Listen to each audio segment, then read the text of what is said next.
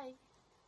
The videos on management introduction, the core ideas that every future management should understand.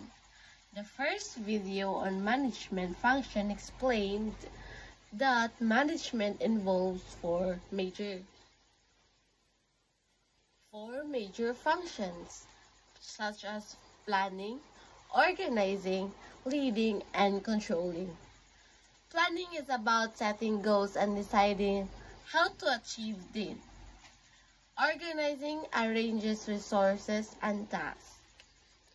Leading inspires and motivates employees, and controlling ensures that performance meets expectations. Together, these functions provide the foundation for effective management. The second video on kinds of managers described the different levels of management within an organization. Top managers set the all-over strategy and long-term direction. Middle managers translate these strategies into personal plans. First-line managers directly supervise day-to-day work, and team leaders guide small groups to ensure collaboration. Each type of managers has a distinct but interconnected role in achieving organizational goals. The third video on manager roles presented Henry Mintzberg's framework, showing that managers perform 10 roles grouped into 3 categories. Interpersonal roles, such as figurehead, leader, liaison. It focuses on building relationships, while on informational roles, it has monitor, disseminator, spokespersons. Involves collecting and sharing knowledge, and decisional rules has entrepreneur, disturbance handler, resource allocator, and negotiator. Focus on problem solving and making choices. This shows that managers are not just planners but also leaders, communicators, and decision makers. In the video on management skills, the decision highlighted 4 essential skills that every manager must possess: technical skills, human skills, conceptual skills, and intelligence. Technical skills deals with job-specific knowledge. Human skills involve communication and teamwork.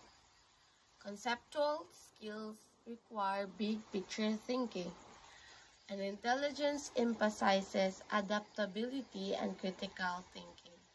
A good balance of these skills allows managers to succeed in dynamic work environment. The manager mistakes warn about common pitfalls that can lead to failure, such as being insensitive to others, arrogant, or trustworthy. Other mistakes include micromanaging, failing to delegate, hiring poorly, being overly ambitious in politics, and struggling to think strategically or adapt to different leadership styles. Avoiding these mistakes helps managers maintain trust, credibility, and effectiveness. The sixth video on management practices describe effective practices that improve organizational performance. These include providing job security, selective hiring, using self-managed teams, offering high wages, tied to performance, investing in training, reducing status differences, and sharing information. Such practices fosters motivation, loyalty, and productivity among employees. The next video on the origins of management trace the development of management from the Industrial Revolution. When organization became larger and more complex, management emerged as a response to the needs of industrial production, urbanization, commuting, and organizational growth, highlighting the importance of structure and efficiency.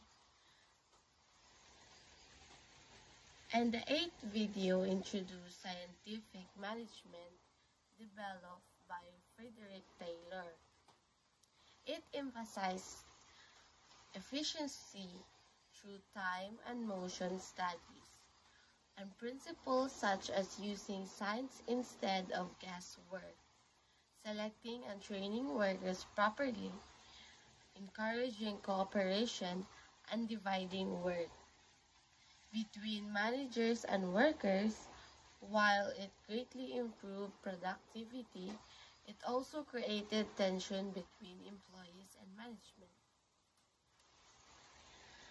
The following video on Gilbert motion studies focus on Frank and Lillian Gilbert's research, which broke down tasks into small motions to improve efficiency.